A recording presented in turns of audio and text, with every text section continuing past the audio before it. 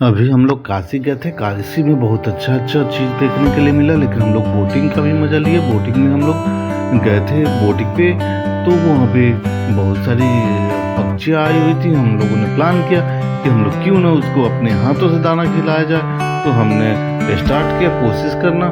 पहले छोटा छोटा दाना फेंका, फिर पक्षियों को आने दिया, अपने पास आने दिया, फिर आने दिया, फिर और ट्राई किया, लेकिन पक्षियाँ तो आ ही नहीं रही थी। लेकिन हम लोग भी वो कहाँ मानने वाले थे, लेकिन थोड़ी निराशा तो हाथ लग रही थी।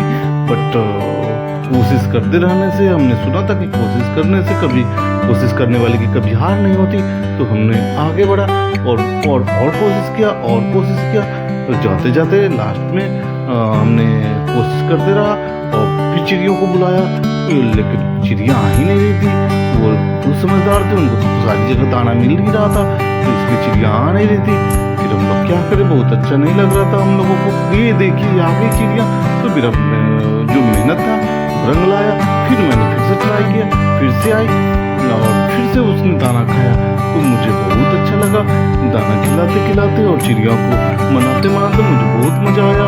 हम लोगों ने खूब मस्ती किया और फिर से एक बार कोशिश करते हैं, देखिए फिर से आ गई, देखिए फिर से आ गई। और तो मेरा मन गदगद हो गया, क्योंकि हमने एक बार सोचा कैसे ही आ गई होगी, बट ऐसे नहीं आई थी। वो तो दाना खाने ही आई थी।